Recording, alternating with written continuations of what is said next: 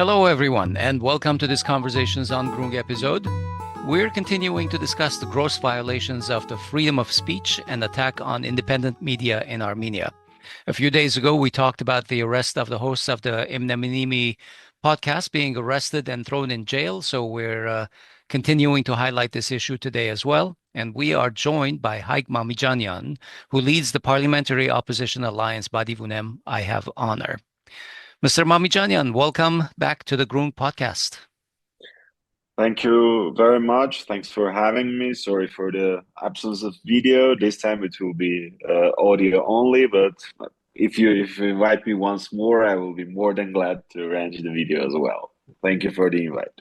Of course. We'll be happy to invite you, always.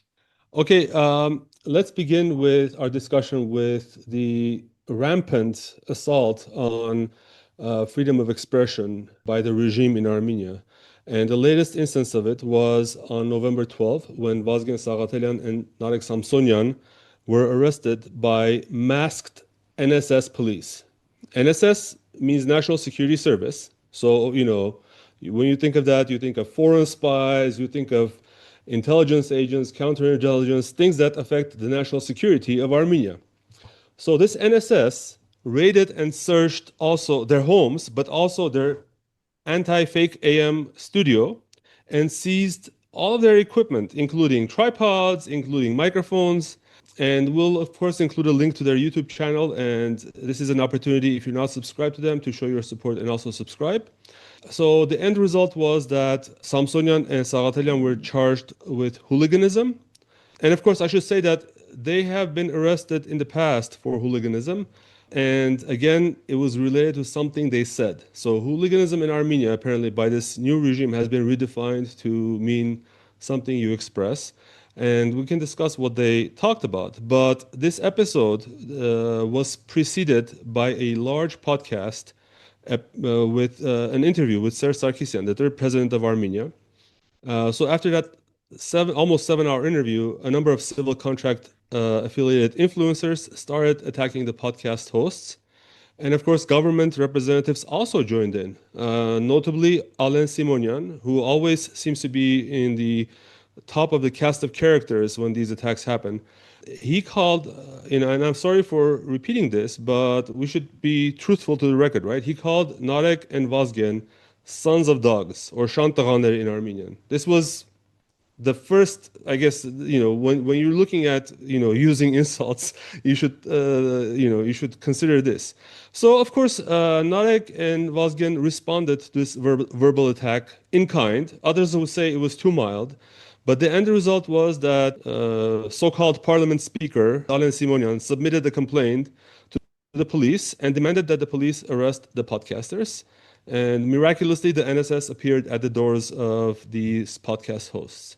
Mr. Mamijanyan, again, thanks for coming on our podcast. Can you please tell us your interpretation of these events? I believe you were also present shortly after or during the arrests. What can you tell us about what happened?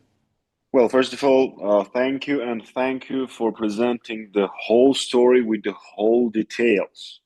The chronography and the events were just right as they were. So I couldn't be there when the Narek and Vazgen got arrested, but I went to their office where the anti-fake agency is working. I couldn't enter it because they have already started the search. Then we went to the investigative committee with all the supporters, and afterwards, in the evening, late night, I would say, we were present near the courtroom, waiting for the so-called verdict. This story has, let's name it like that, 2 layers. First of all, it's an attack on freedom of expression, of course, on the individuals, the bloggers, the activists, using the fabricated charges. The second time, I want to remind you that the first time they were charged for the so-called hooliganism, they were granted the decision they are innocent. They were exonerated. Of course, the prosecutors appealed to change the decision, and it's in process, but they were exonerated. So first level, of course, they are political prisoners. Of course, it's an attack of freedom of speech on the individual levels, when we're there for them and we're with them. But there's a second layer, which is it is an attack on the media, because they got all the equipment, as you have mentioned. I cannot imagine why they were taking the tripods. It has no memory in it. It has no camera in it. So it was an exact attack on the media. Their target and their mission was to shut them down, because the first time they got arrested, there was a movement, so-called. Different people continued their work. They were working as the hosts of the Imnemnimi podcast. It got much more attention, much more coverage, and much more views. So this time they corrected their own mistake. Of course, I speak figuratively. And they tried to shut the media down. Thanks to the supporters, the guys have solved the problems, and the Imnemnimi podcasts went on air as usual on their usual time on Saturday night. But the fact is that this process and these deeds have two layers. The first one is the individual level, as all the other political prisoners, which are more than 40 in our country. It's outrageous. And the second level is the attack on media. And I have to speak about I'm sure you have heard that a few days ago, the same Alen Simonyan wrote a letter to the general prosecutor regarding the building of the Union of the Journalists, which is headed by Satik Seyranyan, who is also the editor-in-chief of the 168 Hours, which is very well known and an important media outlet, news outlet in Armenia. Yes. And the process is initiated by the general prosecutor by the order of Alen Simonyan to nationalize some kind of the building where the Union of Journalists is working, where the 168 Hours news outlet is working, and some other news outlets. So it's the second attack on media resource during 1 week, and both initiated by Alen Simonyan. That's the truth of the last week in Armenia. Mr. Mamijanyan, I have to say, yes, I spoke. I was personally out of the country, but I spoke with Ms. Seyranyan today. I have to say that she is one of the most prominent and veteran journalists of Armenia. She has been reporting in Armenia since the 90s, essentially. And I want to ask you, and I want to relay. Actually, I want to relay what she told me, in that this attack by Alen Simonyan and government representatives was accompanied by a massive torrent of attacks by fake users, and they even went to the point of generating AI, either imagery or videos, I'm not certain, of her, as a female, as a mother, trying to cast doubt upon her honor. And she has, I don't want to go into too much into personal details, but it's one thing to be a journalist and one thing to be a young male in Armenia, but we know that as a female journalist, it's even harder. And have you talked to your colleagues in international circles about this? We remember times when they used to cry about women's rights in Armenia, how women are being targeted. This seems to be like a new additional layer on top of everything else that we're seeing. Well, two parts of the question. First of all, yes, and it's the new normal in our country, unfortunately. Fake user attacks, generation of videos, photos, collages. It's something that all the politicians and public activists in Armenia are passing. And it's much more disgusting when it's toward a female, a journalist or a politician. And it's one more layer of how silent international organizations are. So when we speak about the political prisoners in our country and the silence of the international organizations, yes, it's very important, and it's one layer. But then you add the layer that you were speaking about.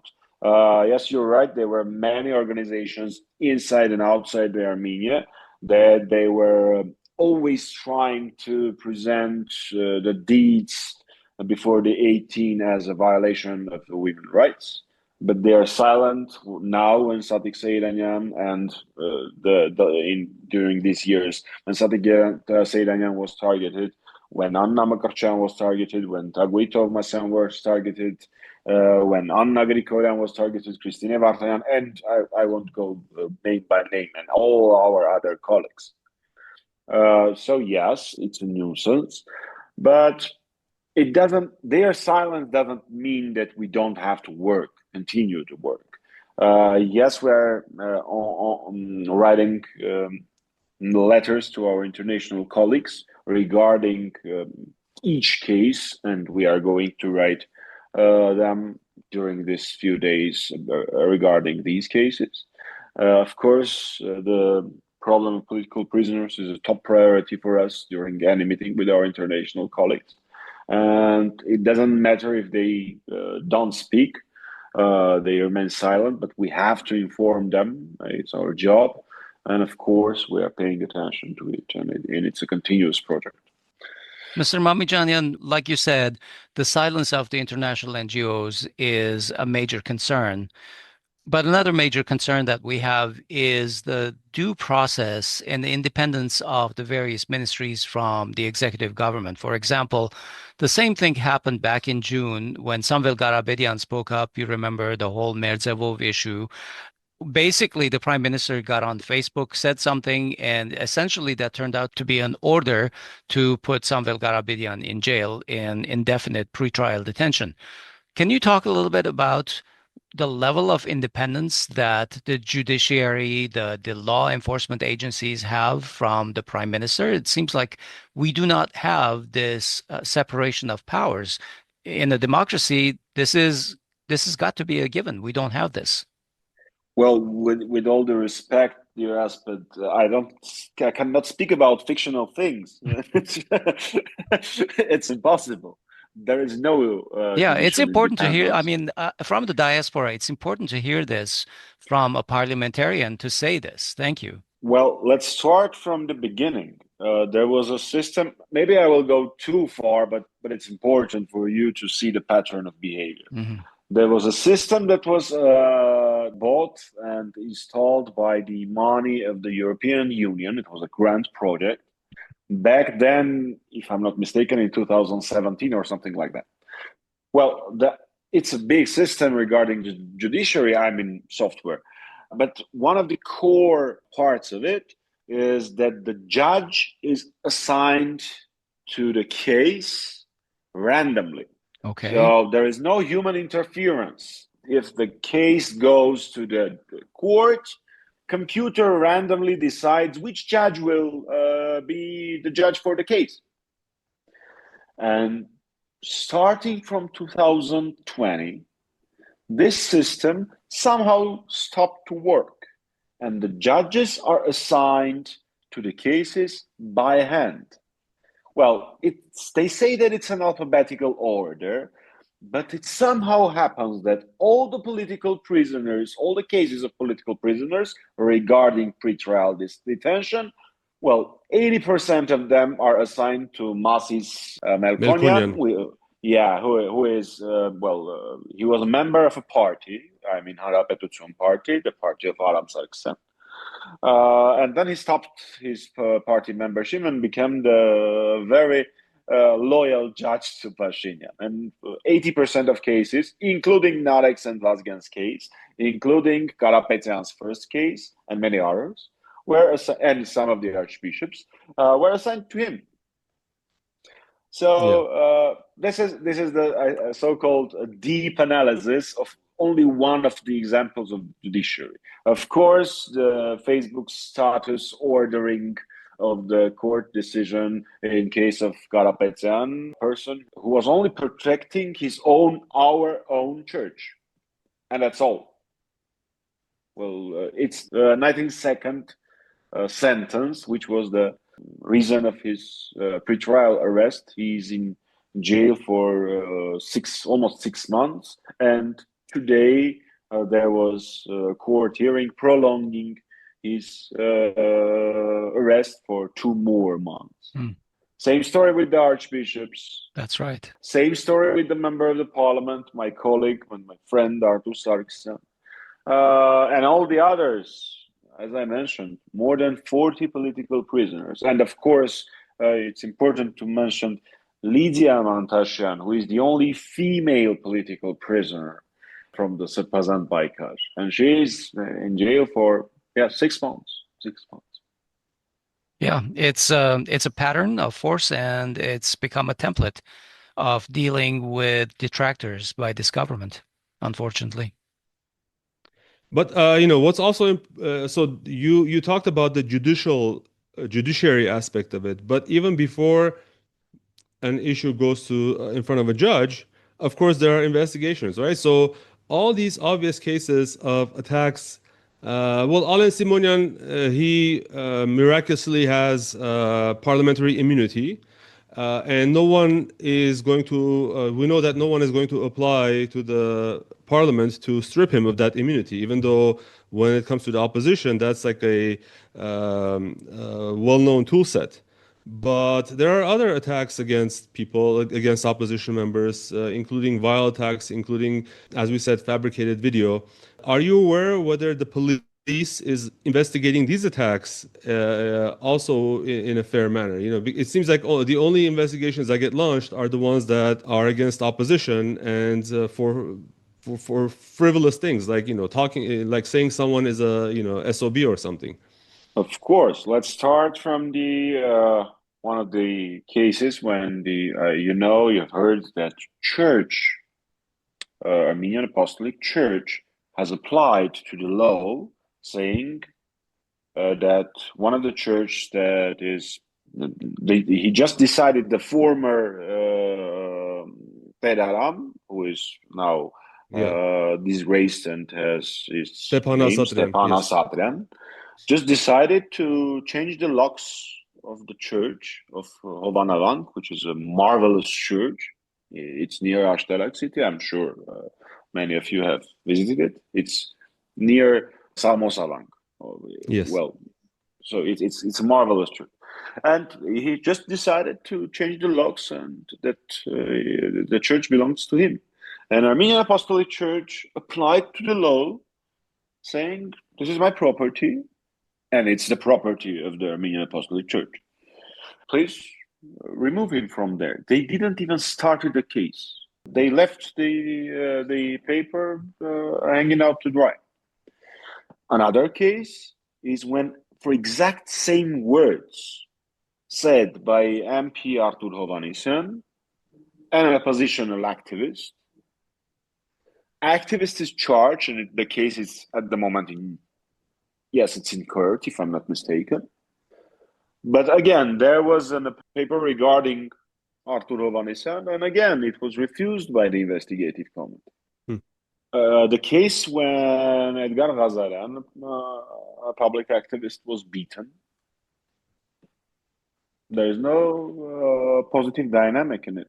Yeah, the investigation, I remember that the investigation went on for years, and the individuals that were videotaped beating up Edgar Ghazaryan were allowed to be in freedom during the entire, and they were eventually exonerated. They are still. Well, they are not exonerated yet, but they're out They're free. Large. Yeah, they're not in pre-trial detention. No. Yet, if you say something, no, the NSS didn't go and arrest them, I guess, right? Yeah. If they say something against Pashinyan, in a moment. Right.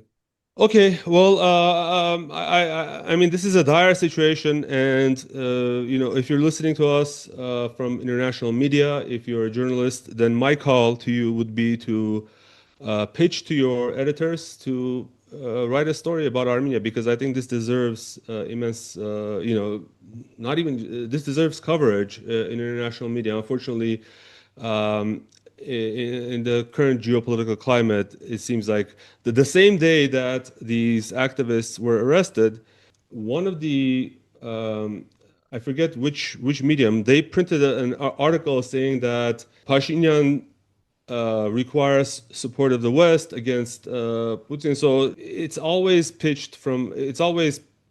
framed from perspective of geopolitics. But I think that these are such simple issues that they should transcend beyond geopolitics. So my call to our listeners would be to let your friends know about this issue. If they are in media, then to make sure that this they can cover this incident. Let me put my pitch also. Share this show.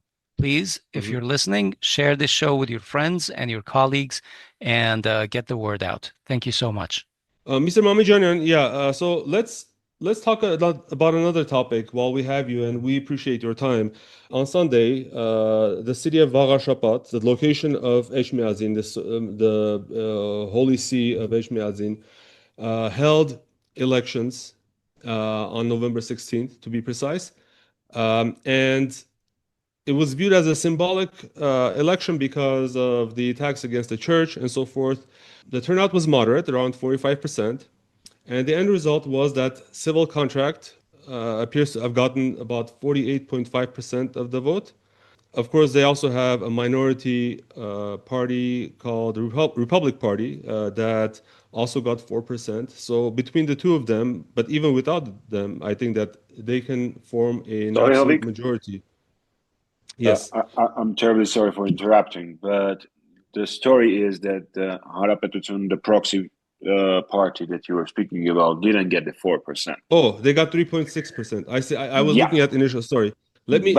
But you are right. I'm sorry, but you are right. Civic contract will get the majority because of so-called bonuses. Is the system when the percentage of the votes that was among the parties that didn't get the threshold. They bumped them up to 54%, I think, right? Yes, and it's divided into the parties that had passed the threshold with the proportion that they got. So most of the bonus gets the civic contract, and yes, they have a majority. I'm terribly sorry for interrupting, but not to this is good. I was looking at more earlier results. Sorry about that. So there were a number of irregularities reported. We talked about it on our weekend review podcast, but I wanted to get your opinion on the results of this election. Would you call it free and fair, and what are the flaws that you see, or if you see any? Well, first of all, regarding the process of the elections and the pre-election process, the administrative resource was used 150%. So even the posters of the candidate from the civic contract, who was the sitting mayor, were put it on the streets and on the buildings by the workers of the municipality. So this is the level of the administrative resource was used.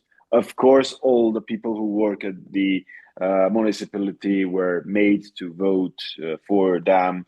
They made to participate at the rallies, etc. All the relatives of the candidates of the oppositional blocks were fired from the municipality and from the state organization. There were investigations and searches in the houses of a few candidates. And even before these, the very important story is that there was the region of Vagharshapat, which, yes, included Echmiadzin, the holy city of Echmiadzin, and the near villages. And there was a village, a group of villages, another region, which was called Khoy. For you to understand, there are approximately 90,000 voters in Khoy, and there are approximately 40,000 voters in Vagharshapat. They united these two regions, called it Big Vagharshapat region, united region. Enlarged. The Vagharshapat. This candidate from the civic contract, Mehakyan, was the mayor of Khoy. And as you can imagine, oppositional candidates won in the city, the former region, the Vagharshapat.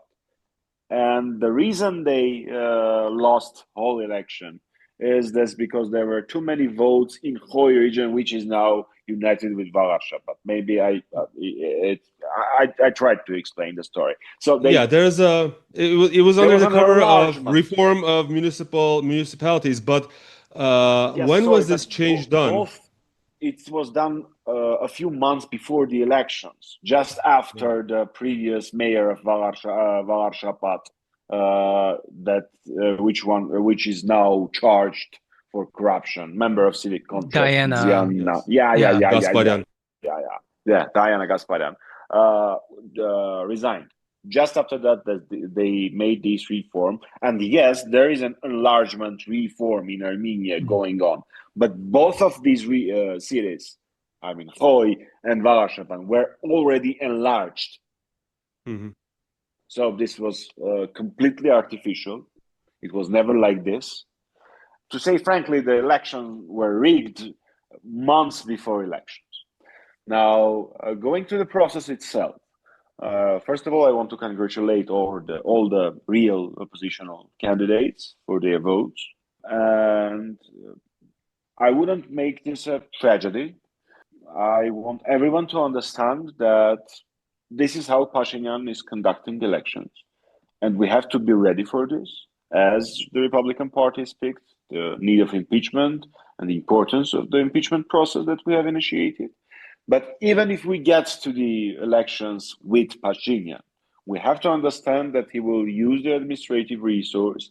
He is able to use the ridiculous law that he has passed in the parliament a few months ago, that he can cancel the result of elections.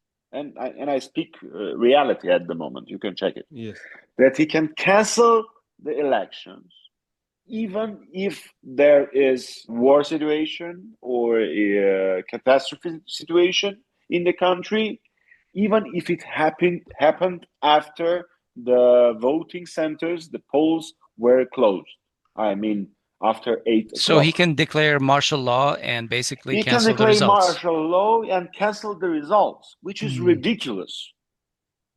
Mr. Mamijanyan, to me, it sounds like there was a district gerrymandering in Vagharshapat district, and you said it's a process of enlargement that's going on around the country. Does this mean that we have to be aware of gerrymandering around the country so that civil contract essentially gives itself a majority in all of the areas that it wants to win for the June 2026 parliamentary elections? It's possible. Because, for instance, when there were elections in Masis region, which was headed by David Hambartsuman, the candidate for the impeachment who is process, in jail now, who is in jail at the moment. And fortunately, on Monday, we had the elections of the new mayor because David Hambartsuman from jail resigned and asked his team to elect a new mayor, not to lose the oppositional mandate.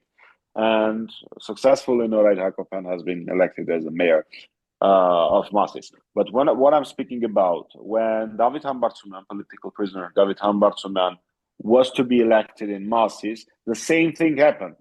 They enlarged Masis with a few villages near it, but fortunately, Mr. Hambartsuman succeeded to win in those elections. So again, this is a pattern of behavior, and he can use it in the upcoming elections. Sorry to add one more thing regarding the symbolism of Holy City of Hayk Mamijanyan and losing in Vagharshapat region.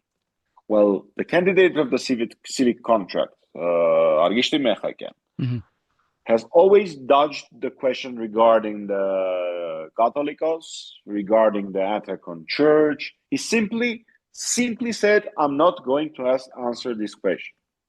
So he hasn't said a word about it.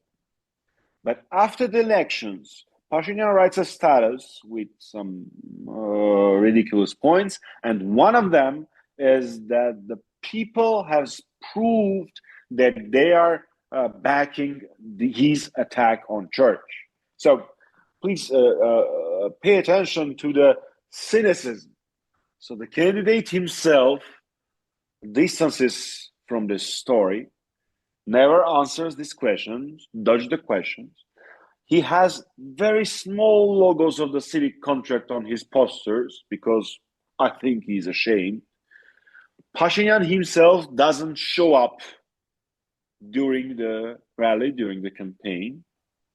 And after the results of the elections, he manipulates the results and saying that, well, this is a carte blanche for me to continue the attack on church. So these are the manipulations of Pashinyan.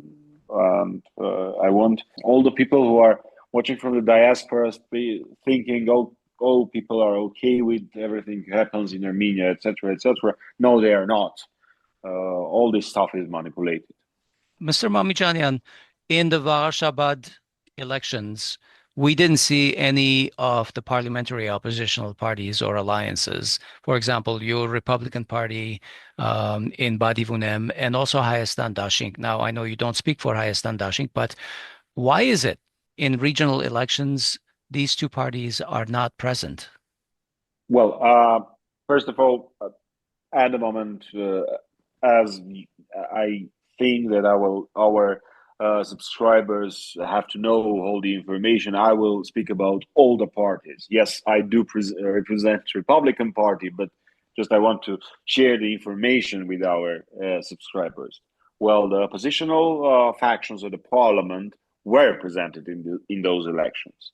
Dashnak Tutsun was in coalition with Araj Party, and they have formed the Victory Alliance, which got the most votes among the opposition. Right. So Araj Party itself is associated, and they confirm it with the second president, with Mr. Kochana. Then regarding the Pativ faction was formed from the Republican Party and from the Homeland Party, which leader is Artur Vanetsen. And Mr. Vanetsen was participating in these elections. The candidate was Hayk Mamijanyan, and they had something like 3 and 8 or 3 and 7, so that it was very little to the threshold. That was regarding the Homeland Party, I think. Yep, Homeland Party, and Hayk Mamijanyan is the candidate. Right. And the Republican Party, which I have the honor to represent, was very involved in the process. I don't want to go into details how the work was organized, but we were dealing with our colleagues and from the opposition on the ground, and taking into account the situation, our system or machinery up there was up to for the oppositional candidates as well. It's the old details. So the oppositional factions were involved. Some of them were involved directly, and some of them were involved indirectly. So understood.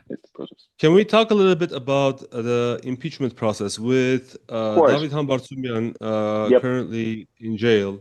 He was the impeachment candidate. What are the next steps for the opposition? And while you're talking about that, also tell us is there a backup plan to actively gear up for the 2026 elections, which are just around the corner? Okay, I will start from the end. First of all, there is a tendency that the impeachment process and the elections of 2026 are contradicted. Or mutually exclusive, yeah. Yeah, they are not. So the elections in 2026 are going to happen. If the impeachment wasn't initiated, if we win the impeachment, if we lose the impeachment, those elections are going to happen. And yes, political forces has to prepare for any elections. Well, there is a joke in politics that you have to prepare for the next elections the day after the previous one. So First of all, they are not contradicting each other. They are not mutually exclusive. There is not such a discussion, this or that. Regarding the process of impeachment, first of all, Mr. Hambarsuman has the right, legally, to continue to be the candidate for the impeachment process until all the appeals are rejected. Usually it takes 5 to 6 months. So we are safe on that side. Regarding the impeachment, we had 3 phases. The first phase was getting the signatures of all the oppositional MPs. We got it since September 26th. Now is the phase of the so-called independents, the 4 independent MPs in the parliament. 2 of them represent, they are former civic contract members. Hovik Manucharyan and Hayk Mamijanyan. At the moment, we have the word from them, and it's a public word. They have declared that they won't be the obstacle for the impeachment process. In other words, if we need their 2 signatures for initiating official process, they will sign it. That's the result we have. Take it or leave it. We are continuing to negotiate with them, but at the moment we have this result. Taking into account Mamijanyan, who is a former member of Hayastan faction, well, his public rhetoric is all fool. I don't get it. He almost supports Pashinyan, and I'm choosing my words very, very carefully, because his son died. His son is one of the martyrs. But he is on the record blaming Pashinyan for the death of his son. But we just have to say it. So you won't say it, but I will. And now it seems like a complete about face in his behavior. So we have this story with him, and there are negotiations and discussions with Ishkhan Zakaran, who left our faction, Pativ faction. I have another faction. And the third phase is the public pressure on the members of the civic contract faction. Why we have divided into the phases, because you can't use the same toolkit with your colleagues, oppositional colleagues, with independents, and with Pashinyan's faction. It's obvious. This stage includes public rallies, public support, because all of us understand if there is no, street pressure, let's name it like that, public pressure with the riots, with the mobs, etc. Of course, I'm speaking about peaceful process. It would be naive to think that ever any member of the civic contract will sign. So we will need the public pressure for the successful end, for the win of the impeachment process. And we are working on it. I was actually going to ask you about that. What leads you to believe that impeachment is going to work? Because there is no evidence. We've talked about this earlier in the show. There's no evidence that civil contract is going to play by the rules when the police, the National Security Service, is acting as their essentially like private guard. Well, dear Asbed, I will be more than frank with you and our subscribers, and I'm the same. I have the same frankness with the Armenian voters and citizens up here when I'm speaking in Armenian media resources. Mm-hmm. There is no guarantee for that. Yes, it's extremely hard, extremely. But first, I'm not going to count chances on that. I think we are obliged to give a try. Because, you see, we lose nothing, but we should try. It's 100% that it won't work if we don't try. So even if it's 1%, and it's not, it's much more, you have to try, because in 2020, in 2021, all the political parties that now are in the parliament have promised our voters that we are going to do everything to make Pashinyan go away. And impeachment is a tool. It's a constitutional tool. It's a mighty tool if you are able to use it. So we owe our people, our voters, our brothers during the processes this year. We owe to try. Of course, we have a strategy. Do we have 100% guarantee? No, we don't even have a 50% guarantee. Mr. Mamijanyan, right now it's November 18, and the elections are in June. So we have like a little bit over 7 months left until the elections. What is the timetable for the impeachment? Because it seems like we're almost into the elections territory, and people are going to be worried more about campaigning for the elections than the street protests. Do you have a specific timetable? Well, Republican Party hasn't declared that it's participating to the elections. We haven't even discussed it, and our major priority is the impeachment process.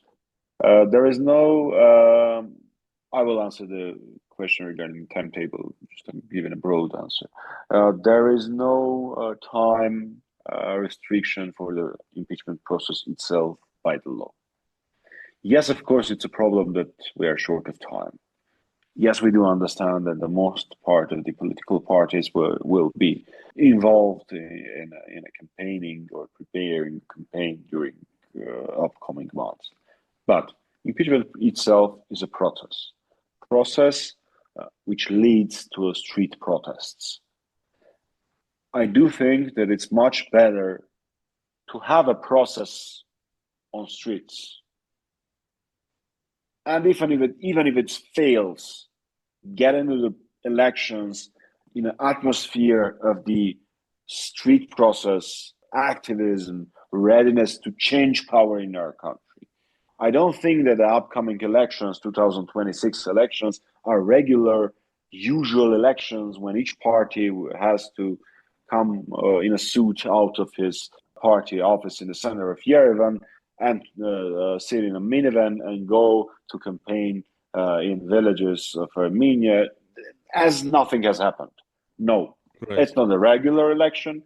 It's a fight. It's a fight for the future of Armenia. And I do believe that the world and Armenians, citizens of Armenia, have to see that Pashinyan, after all he has done during these years, he is not just a usual prime minister who is going to the regular elections. No, there has to be an impeachment process against him. It's the least that we can do against a traitor.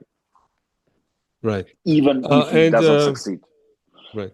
And very quickly, we want to close, but you said that the Republican Party has not decided whether they will participate in the elections. Okay. There was no discussion to have decision.